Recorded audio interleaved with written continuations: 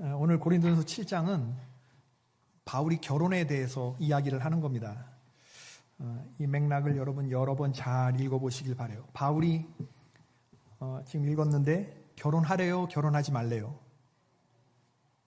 결혼하는 게 좋대요? 결혼하지 않는 게 좋대요? 재혼하는 게 좋대요? 재혼하지 않는 게 좋대요? 독신으로 있는 게 좋대요? 결혼하는 게 좋대요? 이게 지금 그런 문제에 대해서 너희가 쓴 문제에 대하여 이 결혼 생활에 대한 그런 이야기들을 지금 고린도전서 7장에서 하고 있는데, 혼자 사는 게 좋대요? 결혼하는 게 좋대요? 결혼이 좋아요? 독신이 좋아요? 읽었잖아요, 우리가. 결혼이 좋대요? 나는 모든 사람들이 나와 같이 되길 바란다는데, 독신으로 있는 게 낫다는데. 바울은 지금 디사이시브한 얘기를 하지 않는 거예요. 결정적인 얘기, 뭐가 낫다, 뭐가 안 좋다, 이런 얘기를 딱 잘라서 얘기하지 않습니다. 전반적으로 그렇습니다. 처녀에 대하여는 내가 주께 받은 계명이 없다. 나는 남자기 때문에 지금 독신으로 있지만 다 모든 사람이 나와 같이 되기를 원하지만, 당시 그렇게 되는 건 이 사도 바울이 있는 주후 60년, 그때 한참 박해가 있고 기독교가 핍박받는 때, 그때라고 생각을 해보십시오.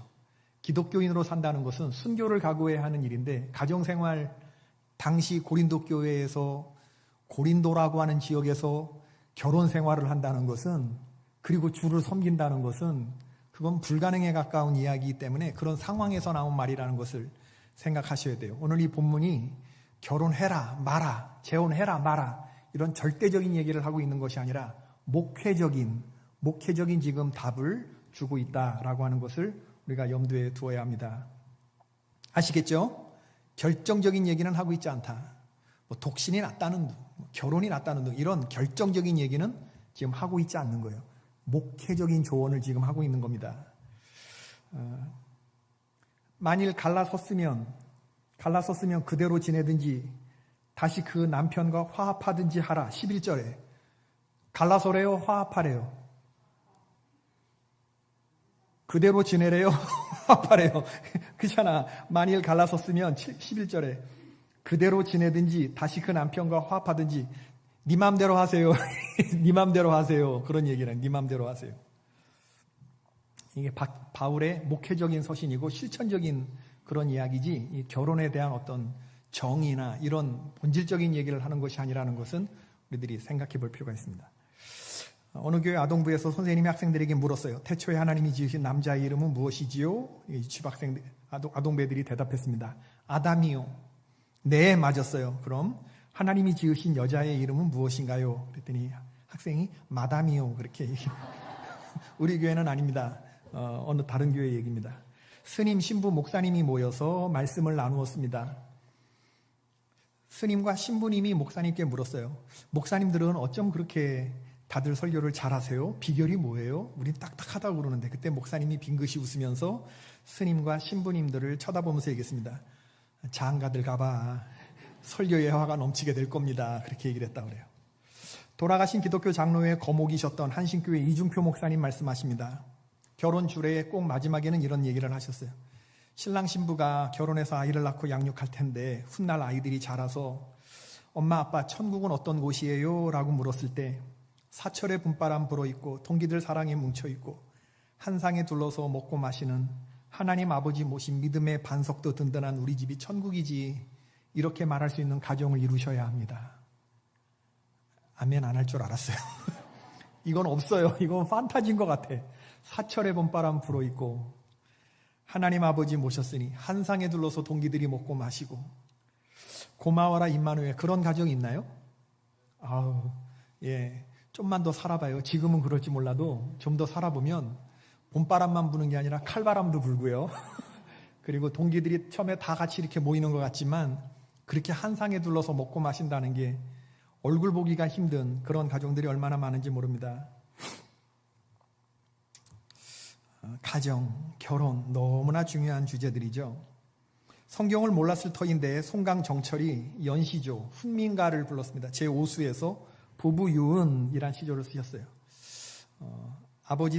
아버지 날 낳으시고 어머니 날 기르시니, 이제 이렇게 시작되는 정철의 훈민가 아닙니까? 이제 5번째 시조에 그런 얘기하는 한 몸 둘로 나누어 부부를 만드시니.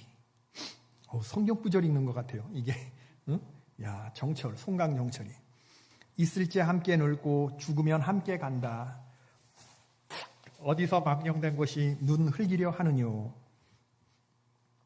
육수의 남녀 유별이란 시에서 안악 가는 길을 사나이가 애돌아가듯이 사나이 가는 길을 안악이 치돌아가듯이 제 남편 제 안악이 아니면 이름을 묻지 말아라. 이게 식장에서 아버지가 딸과 함께 입장해서 딸을 사위 손에 넘기지요. 딸은 물건이 아닙니다. 우리가 그런 것을 보면서 우스갯소리로 그렇게 말합니다. 반품은 없네. 이제 물건에 하자가 있더라도 자네가 닦아줘이고 기름치고 잘 정비하고 고쳐가면서 쓰게나. 그런 뜻으로 넘기는 거 아닙니다. 하나님의 뜻 가운데 또 하나의 가능성이 생기는 위대한 순간 아닙니까? 결혼이라는 것이. 신랑은 신부와 함께 들어오는 장인어른을 보면서 위에 계신 하나님의 음성을 들을 수 있어야 됩니다. 보라, 그대의 가슴 갈비뼈에서 나온 신비한 존재이다. 그대는 이 여인의 기쁨이 되어라. 이 여인은 그대의 행복이 될 것이다. 지금까지 나뉘어져 살았으나 이제 둘이 한 몸으로 살아라. 그대 가정은 이 여인과 함께 에덴 동산, 기쁨의 동산을 이루고 살아라. 엄중한 명령의 순간인 거죠. 하나님은 가장 큰 기쁨과 만족과 행복을 가정에 심어 놓으셨습니다. 아내는 남편을 그리스도께서 교회의 머리 되신 것처럼 복종하고 남편은 아내 사랑하기를 그리스도께서 교회를 위하여 자신을 주심같이 하라. 이 엄청난 사랑의 명령을 우리는 목숨을 걸고 우리는 지켜야 합니다. 아내가 남편에게 하는 이 복종이라고 하는 단어는 비굴한 순종이 아닙니다. 복종은 타락한 인간 사회에서 쓰는 그런 단어가 아니라 복음 안에서 진정한 의미를 갖는 복음적 단어여야만 합니다. 우리는 결혼을 말하면서 불안해하고 두려워하고 걱정합니다. 그러나 결혼이라고 하는 것의 그 원래 의미를 보면 우리 성도들은 다 그 길을 알아요. 하나님의 말씀에 순종하며 따라가다 보면 이 가정 안에 하나님이 어떠한 가능성을 두셨는지를 우리 분명히 알게 됩니다. 가정이 깨지는 것은 단연코 말씀을 몰라서 그렇습니다. 성경이 하나님의 말씀을 생명처럼 붙드는 그런 가정이라고 그러면 예수 안에서 남자와 여자가 한 몸을 이루며 두 사람이 또한 하나님과 하나를 이루며 만들어내는 이 엄청난 능력을 보자면 가정에 정말 놀라운 하나님의 기대가 숨어 있다는 것을 보게 되는 거죠. 나 혼자 독신으로 살 수 있고 당신도 혼자 독신으로 얼마든지 잘 살 수 있지만 우리가 하나님이 짝지어 주신 여기 안에서 만나서 하나님을 주인으로 모시고 신앙 안에서 하나의 가정이 되었을 때 그 가정이 혼자 사는 것보다 얼마나 파워풀해질 수 있는지, 얼마나 하나님의 가능성이 될 수 있는지. 혼자서 생육하고 번성할 수 있나요? 그럴 수는 없습니다. 생육하고 번성하라. 노아의 가정을 보십시오. 여러분, 하나님은 아담과 하와를 창조하실 때 아기나 어린아이의 나이로 만들지 않으셨습니다. 시작부터 아담과 마담 하와를 만드셨을 때, 아담과 마담을 만드셨을 때 혼인 정령기의 성인으로 만드셨다는 것을 기억할 필요가 있어요. 그래서 결혼은 시작부터 성숙한 어른의 결합이 되어야 합니다. 하나님은 이런 성인 남녀 두 사람에게 혼자서는 결코 이룰 수 없는, 독신으로서는 이룰 수 없는 엄청난 축복을 창세기 2장에서 그 가정에 하나님이 복을 빌어주셨다는 거죠. 기가 막힌 주례사죠. 이러므로 남자가 부모를 떠나 그의 아내와 합하여 둘이 한 몸을 이룰지니라.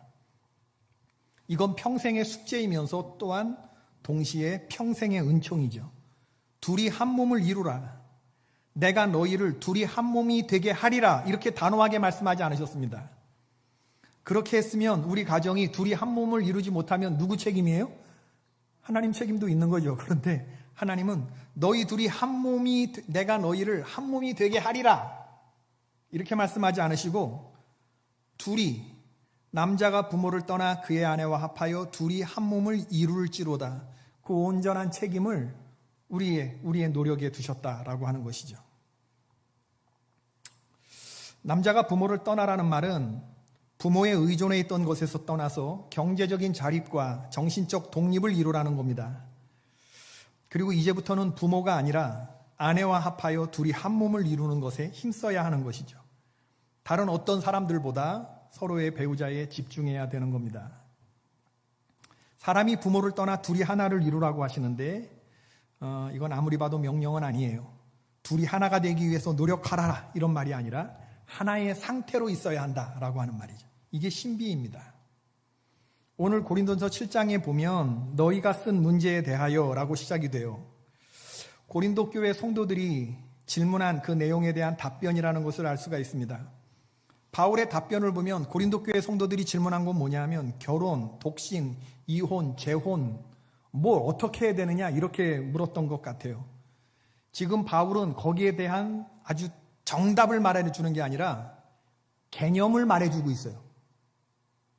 다시 바울은 정답을 말해주는 게 아니라 어떤 개념을 말해주고 있어요. 케이스마다 다르기 때문에 각자 결혼하고 있는 그 결혼의 상태가 다르고 지금 이혼을 생각하고 있다 그러면 그 이혼의 이유가 다르고 그리고 다시 재혼을 하려고 그런다면 그 재혼을 앞두고 있는 그 각자의 케이스가 다르기 때문에 여기에 대해서 정확한 답을 바울이 주고 있지 않는 거예요. 그러나 분명히 붙잡고 있어야 할 개념을 말하는데 그 개념은 뭐냐면 하나님을 향한 전심에서 지금 결혼 생활과 관계돼서 결혼, 독신, 이혼, 재혼이 너무 골똘해 있다 그러면 그 상태는 선하지 못하다. 온전히 모든 관계에서 하나님께 전심을 쏟을 수 있는 그런 상태로 있는 것이 더 좋다. 이 개념을 붙들고 가라는 얘기예요. 무슨 말인지 아시겠죠? 어떤 상태, 지금 내가 혼자 있는데 재혼하는 게 낫나 마나. 지금 내가 결혼한 상태인데 이게 지금 결혼 생활이 행복하지 않은데 결혼 생활도 안 되고 지금 하나님도 지금 제대로 못 섬기는 것 같은데 지금 내 마음이 둘로 막 나뉘어지는데 막 이런 여러 가지 마음이 들어요. 지금 내가 어떻게 해야 되지? 이 사람을 내가 지금 버려야 되나 말아야 되냐? 살아 마라. 지금 막 이런 상태에 막 있어요. 그럴 때 개념이 뭐냐? 그걸 지금 얘기하고 있는 거예요. 바울은 큰 틀에서 독신을 권하고 있어요. 근데 그 독신이라고 하는 것도 지금 예수 믿는 게 너무나 힘든 사도 바울 당시에 형편을 고려할 필요가 있습니다. 39절과 40절 뒤로 봐도 그렇고 이혼한 여자들 혼자 지내는 게 좋다라고 한다든지 아니면 혼자 호레비가 된 사람들, 결혼을 생각하는 사람들, 결혼해야 됩니까? 독신으로 있어야 됩니까? 라고 했을 때 큰 틀에서 바울은 혼자 지내는 게 좋다. 근데 그렇게 말할 수 있는 근거는 뭐냐면 독신이 결혼보다 낫기 때문에 그런 말을 하는 것이 아니라 지금 형편에서 다시 임박할 예수님의 재림이나 지금 형편이 어려운 이런 시대적인 상황이나 박해 상황을 고려해 보면 독신으로 지내는 게 낫다. 지금 그런 정도의 이야기를 하고 있는 거죠. 만약에 다 독신으로 있는 게 좋다고 그러면 생육하고 번성하고 이 세상의 인구, 지금 가뜩이나 인구 절벽인데 그럼 사도 바울이 그러면 그런 것에 대해서는 전혀 문외한 같은 얘기를 하는 거냐? 그렇지 않다라고 하는 거죠.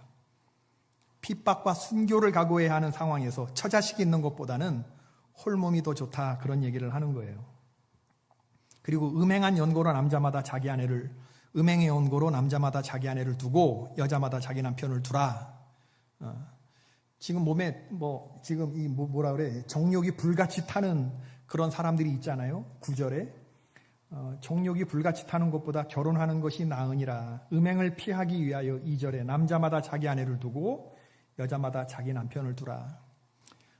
이런 어떤 음욕의 문제나 이런 것들이 해결이 안 되면 사실 결혼하고 나면은 이런 쓸데없는 분심이나 이런 게 없어지잖아요. 그런 사람들은 결혼하는 게 좋겠다. 이런 문제가 컨트롤 되거든. 나처럼 혼자 있는 것이 좋겠다. 바울은 결혼한 사람일까요? 안 한 사람일까요? 총각이었을까요? 돌싱이었을까요? 돌싱이었다라고 보는 거죠. 바울은 총각이 아니었다. 바울 당시에 경건한 유대인들은 18세에 결혼하는 것이 정상이었다라고 하는 거예요. 내가 이스라엘 족속이요 베냐민의 지파요 율법으로는 내가 흠이 없고 열심으로는 교회를 핍박한 사람이고 내가 사내들인 그런 그 회원들이었는데 바울도 20세 이전에 결혼을 했다고 보는 것이 정상이다라고 하는 거죠. 왜? 그렇게 해야 당시 탈무드나 여러 가지 문건을 보면 율법의 의로는 흠이 없는 사람이어야 하면 그건 결혼한 사람이었어야 됐어요. 독신으로 있어서는 안 됐습니다. 사도행전 26장 10절에 보면 바울이 성도들을 죽일 때 내가 가표를 던졌다라는 고백을 하는데 바울이 찬송표를 던진 그 회의가 사내들인 공회라면 바울은 결혼한 사람이죠. 사내들인 공회원은 결혼한 사람만이 들어갈 수 있기 때문에 그렇습니다. 그래서 바울은 결혼을 했지만 어떤 이유로 이혼을 했을 거라고 보는 거예요. 그래서 지금 혼자 사는 독신의 형편이 되었다라고 하는 거죠. 가정을 안 돌보는 남편이 너무 힘들어서 그의 아내가 떠난 것일 수도 있을 수 있겠습니다. 아니면 사별했을 수도 있겠습니다.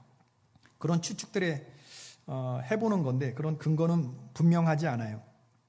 확실한 건 고린도전서를 쓸 당시에 바울은 지금 독신이었을 거라고 보는 거죠. 이혼에 대해서는 지금 뭐라고 말하느냐? 이혼에 대해서 10절, 11절 이혼에 대해서 말하고 12절, 13절은 불신 배우자와 사는 문제에 대해서 이야기를 하는데 이혼에 대해서는 이혼하지 말아라 하는 겁니다. 이혼은 절대 불가하다. 하나님이 짝지어 주신 것을 사람이 나누지 못한다. 그러나 상황이 됐을 때, 상황이 피치 못할 때 이혼이 허락되는 경우가 있습니다. 어떤 경우에 그러냐? 이게 음행한 어떤 이런 일들이 있을 때.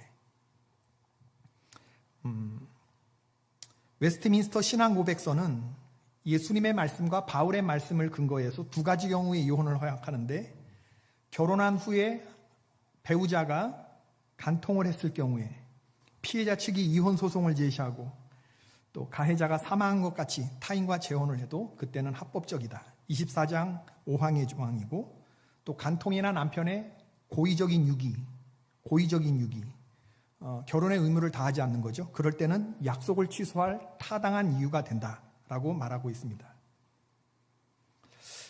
예수님 산상수훈에 대해서도 이혼에 대해서 말씀하셨죠. 누구든지 아내를 버리거든 이혼 증서를 줄 것이라 하였으나 나는 너희에게 이르노니 음행한 연고 없이 아내를 버리면 이는 저로 간음하게 하며 또 누구든지 버린 여자에게 장가드는 자도 간음합니다. 예수님이 말씀을 하신 근거는 신명기 24장 1절의 말씀입니다. 사람이 아내를 취하여 데려온 후에 수치되는 일이 그에게 있음을 발견하고 그를 기뻐하지 아니하거든 이혼 증서를 써서 그 손에 주고 그를 자기 집에서 내어보낼 것이요. 그런데 바리새인들과 유대인들 이 율법을 빌미로 여자들을 그냥 기분 나쁘면 다 이혼 증서 줘서 내보냈는데 그렇게 하지 말아라 라고 하는 것이죠. 이 이혼 증서의 본래 목적은 신명기 14장 1절은 약자 보호, 아내 보호의 조항이었습니다. 막 버릴 수 없게끔 아내를. 남자가 마음만 먹으면 얼마든지 내칠 수 있는 그런 남존여비의 시대였거든요. 여자는 숫자를 계수하지 못할 정도로 계수할 때 들어가지 못하는 그런 존재였는데 그렇게 내쫓지 말아라 라고 하는 그런 여성 보호하는 그런 조항이었다라고 하는 것이죠. 음행한 연고 없이 아내를 버리지 말아라 라고 말씀하시므로 율법 본래의 취지를 되살리셨다. 마태복음 19장에 보아도 바리새인들이 이 문제 가지고 예수님 시험하죠. 사람이 아무 연고를 물러나고 그 아내를 내어버리는 것이 옳습니까? 예수님은 아니다. 모세가 너희 마음의 완악함을 인하여 내어버림을 허락하였거니와 본래는 그렇지 아니하니라. 본래라고 하는 그럼 언제냐? 하나님이 남자와 여자를 창조하셨을 때 본래 사람을 지으신 이가 본래 저희를 남자와 여자로 만드시고 말씀하시기를 이러므로 사람이 그 부모를 떠나서 아내에게 합하여 그들이 한 몸이 될지라 하신 것을 읽지 못하였느냐? 그러므로 하나님이 짝지어 주신 것을 사람이 나누지 못할지니라. 깊은 영적인 의미가 이 결혼 생활에 담겨 있죠. 에베소서 5장에서 말씀합니다. 사람이 부모를 떠나 그 아내와 합하여 그 둘이 한 육체가 될지니 이 비밀이 크도다. 내가 그리스도와 교회에 대하여 말하노라. 교회는 그리스도의 신부라는 겁니다. 우리 한 사람 한 사람이 모두 그리스도의 신부된 존재인 줄로 믿습니다. 그러므로 하나님이 우리의 결혼 생활들을 직접 그리스도가 교회를 위하여 자기를 내어주신 것처럼 우리 성도와 하나님과의 관계를 이끌어 가시는 이 열심은 하나님의 열심이라는 거예요. 하나님은 절대 우리를, 신부된 우리들을 포기하지 않으십니다. 우리가 의롭고 잘나서가 아니라 십자가에서 쏟으신 예수 그리스도의 피, 그 피로 우리를 얻으신 거기 때문에 절대로 우리 하나님은 저와 여러분에게 이혼 증서를 내어준다 안 준다? 안 주신다. 우리 끝까지 책임지신다. 믿으시면 아멘 하십시다. 누가 우리를 그리스도의 사랑에서 끊으리요? 환난이나 공고나 핍박이나 기근이나 적신이나 위험이나 칼이랴. 내가 확신하노니 사망이나 생명이나 천사들이나 권세자들이나 현재일이나 장래일이나 능력이나 높음이나 기품이나 다른 아무 피조물이라도 우리를 우리 주 그리스도 예수 안에 있는 하나님의 사랑에서 끊을 수 없으리라. 아멘입니다. 진실로 아멘입니다. 제가 오늘 이 고린도서 7장을 이렇게 묵상을 하면서 오늘날 제가 목회하는 현장도 그렇고 지금까지 많은 가정들이 이렇게 와요. 재혼한 커플들도 많이 결혼 주례도 해봤고 지금 아주 가정이 위태위태해지는 그런 분들의 상담도 들었고 많은 권사님들의 얘기를 듣습니다. 남편이 있는데 불신자 남편하고 살아요. 내가 이 사람하고 살지 말아야지. 옛날 말 들을 걸. 불신자와의 결혼이 어렵다는 얘기를 들었는데 아버지 엄마가 반대했는데 그냥 눈에 콩깍지가 씌어가지고 결혼을 했는데 살아보니까 너무 힘든 거예요. 맨날 술 먹고 들어오고 깨구리처럼 쫙 뻗어 남편이. 그래서 자기가 짐 싸들고 이대로는 못 사네. 그리고 나가려고 그랬는데 주께서 이 불쌍한 심령으로 보이게 하는 거예요. 그래서 들고 나갔어야 돼 말았어야 돼. 남편하고 살아야 돼 말아야 돼. 진짜 남의 얘기라고 그렇게 함부로 얘기하지 마시고 오늘 보면 어떤 여자에게 믿지 아니하는 남편이 있어 아내와 함께 살기를 좋아하거든 그 남편을 버리지 말라. 남편은 아내랑 살기를 원하지. 문제는 권사님이 이 남편이 정 떨어지는 거예요. 그래서 짐 싸서 나가려고 그래. 나가야 돼 말아야 돼요. 바울의 결론이라면 믿지 아니하는 남편은 믿는 아내와 살기를 원해요. 근데 이 믿지 않는 남편이 정이 떨어져서 나가야 돼요 말아야 돼요.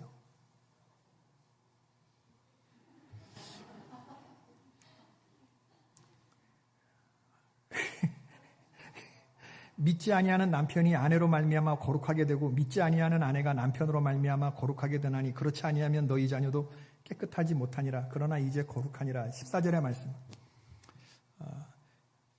당시 고린도 교회에서 믿지 않는 남편들은 천지 삐까리지. 고린도라는 지역에 주님을 아는 사람들이 없었으니까. 그런데 기독교인 된 여자나 이렇게 있어요. 그래서 불신자 남편을 만났어요. 남편은 아내랑 살고 싶어 해. 그런데 아내는 이 남편을 버리지 말아라. 그 얘기를 하는 거예요. 왜냐하면 이 아내 때문에, 믿는 아내 때문에 남편이 거룩해진다는 거예요. 믿는 아내 때문에 믿지 않는 남편으로 와서 믿는 아내가 오염되는 게 아니라 믿는 거룩한 아내 때문에 믿지 않는 남편이 거룩해지는 거예요. 이 사이에서 난 자녀도 거룩해지는 거예요. 하나님의 사람들이 가는 곳에는 오염되는 게 아니라 이 하나님의 사람이 딱 서 있으면 믿지 않는 사람들, 믿지 않는 자녀들이 믿는 사람으로 인해서 거룩해지는 거예요. 그래서 버리면 안 되는 거예요. 그 얘기를 하는 거예요. 그러니까 신앙생활에서 믿지 않는 남편이나 아내나 너무 힘들어. 누가 더 많이 노력해야 돼요?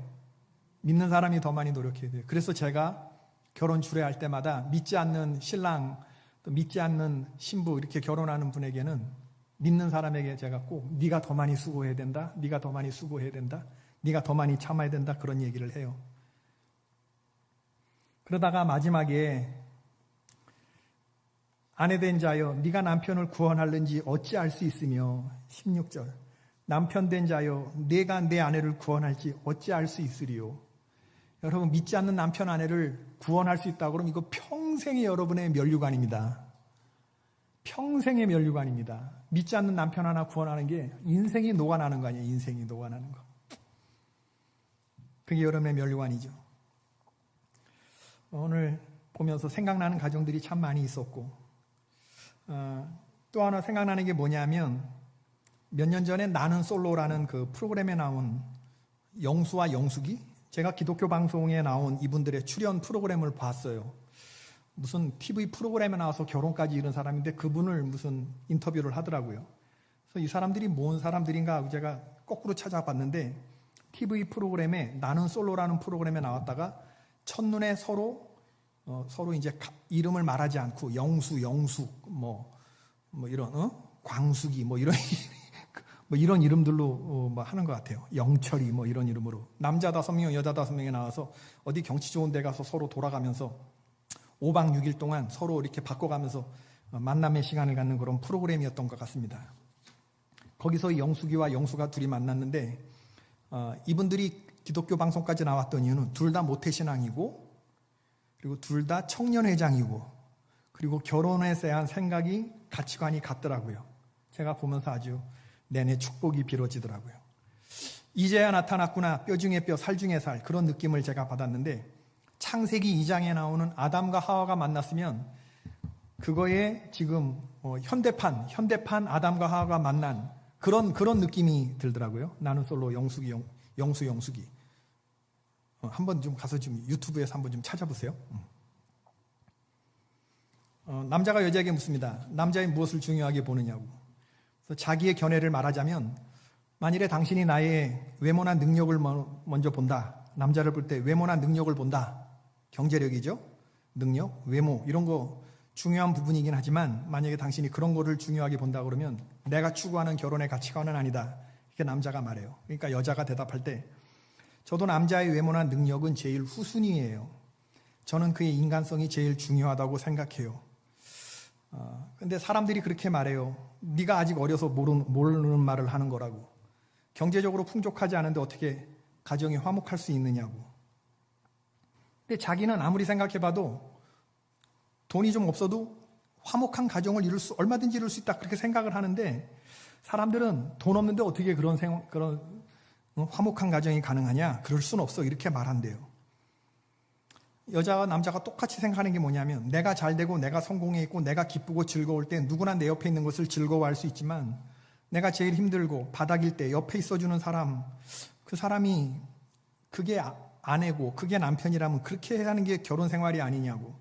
힘들고 외로운 인생길 걸어갈 때 누가 옆에서 굉장히 힘이 돼주고 같이 이렇게 토닥토닥 해주면서 우린 잘할 수 있어, 잘할 수 있어 이렇게 해주는 바로 이것이 나는 결혼의 참된 의미라고 생각해요. 남자가 그렇게 얘기를 하는 거예요. 여자가 공감합니다. 그리고 그 프로그램이 끝나자마자 올라가는 길에 신랑 엄마한테 이 신부가 이 여자가 전화를 해서 좋은 아들 낳아주셔서 감사해요. 거의 결혼을 결심한 것처럼 하고 6개월 이내에 결혼해요. 그리고 바로 그 이듬해 애 낳습니다. 야, 그걸 보면서 이게 굉장히 힘들고 외로운 가치관인데 자기들은 그런다고. 둘이 만나서 결혼을 하고 아름답게 살아가는 그런 모습을 보면서 성경에 나오는 창세기 2장에 서로 딱 첫눈에 반해서 서로 가치관이 통하고 그냥 바로 결혼하고 아름다운 가정을 이루는 신앙인의 가정이 가능하구나 그런 생각을 해보게 됐다고 하는 것이죠. 말씀을 맺겠습니다. 우리의 가정에 관한 한 하나님께서 꿈꾸신 기대가 있어요.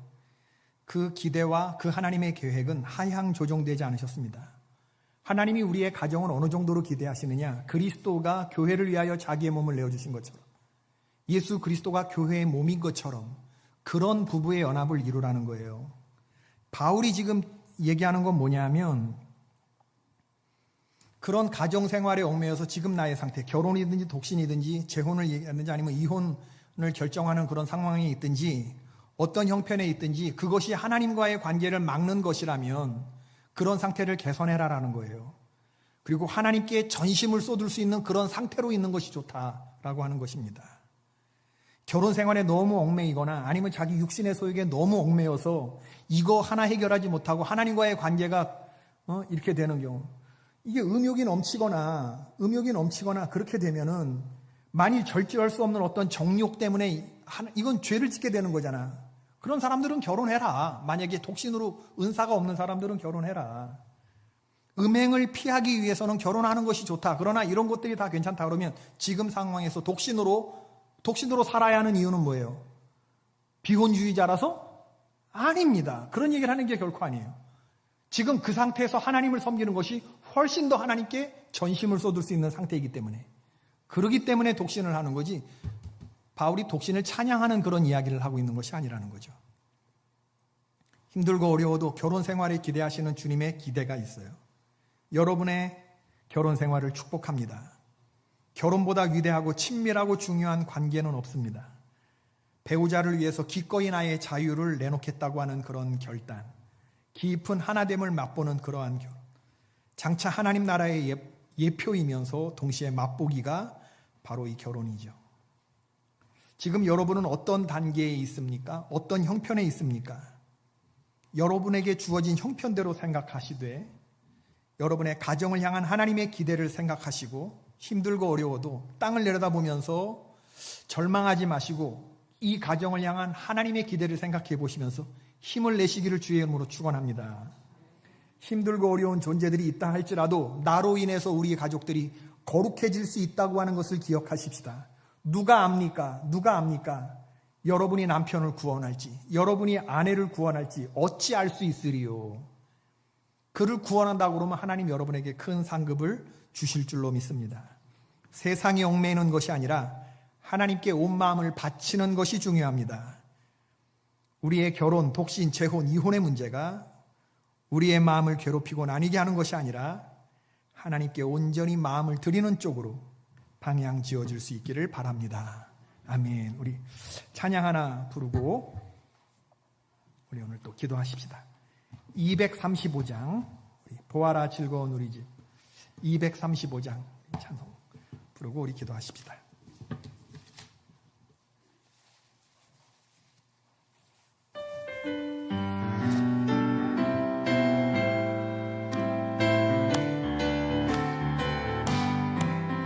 보아라 즐거운 우리 집 밝고도 거룩한 천국에 거룩한 백성들 거기서 영원히 영광에 살겠네.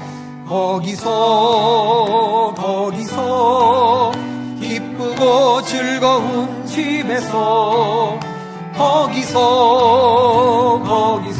거기서 영원히 영광에 살겠네.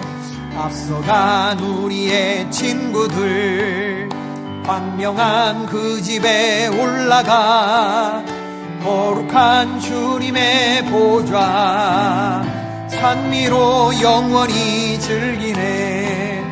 거기서 기쁘고 즐거운 집에서 거기서 주님과 영원히 즐기네. 우리를 구하신 주님도 거룩한 그 집에 계시니 우리도 이 세상 떠날 때 주님과 영원히 살겠네. 거기서 기쁘고 즐거운 집에서 거기서 주님과 영원히 살겠네. 우리의 일생이 끝나면 영원히 즐거운 곳에서 거룩한 아버지 모시고 기쁘고 즐겁게 살겠네. 거기서 기쁘고 즐거운 집에서 거기서 기쁘고 즐겁게 살겠네. 오늘 하루 종일 새벽부터 수고하신 여러분 축복합니다. 그리고 오늘 반주가 훨씬 더 은혜롭게 들리는데 전도사 때의 반주와 목사가 되고 나서 반주가 완전 다르거든. 우리 권유라 전도사님이 36회 서울남년에서 오늘 3시에 안수를 받으시고 주의 종 정혜원 감리교 정혜원 목사님이 되셨습니다. 박수.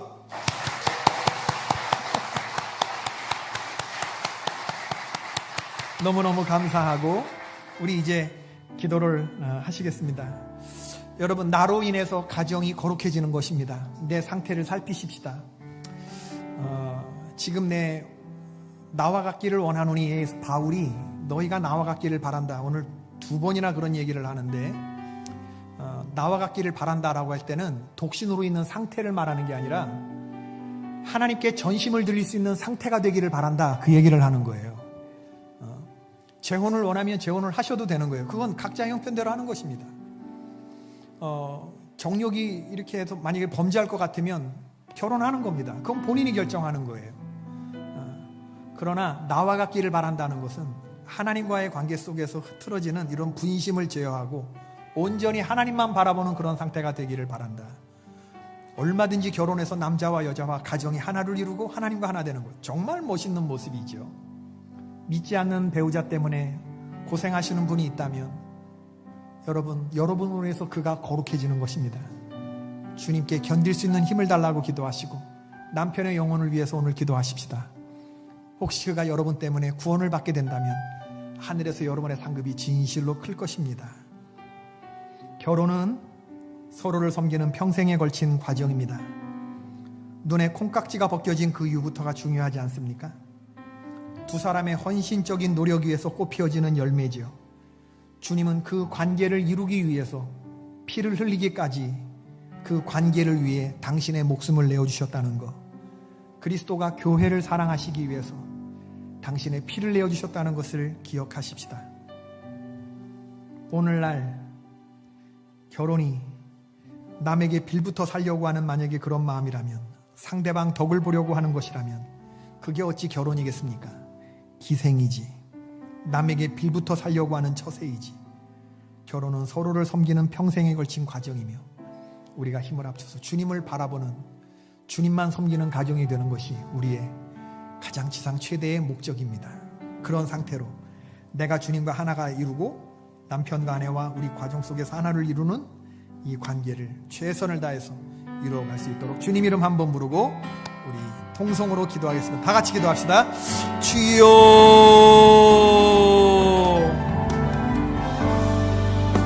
고맙고 감사하신 아버지 하나님, 오늘 여호와 아버지 하나님, 우리 고린도전서 7장의 말씀으로 우리에게 은혜를 주신 것을 감사합니다. 바울이 결혼에 대해서 말합니다.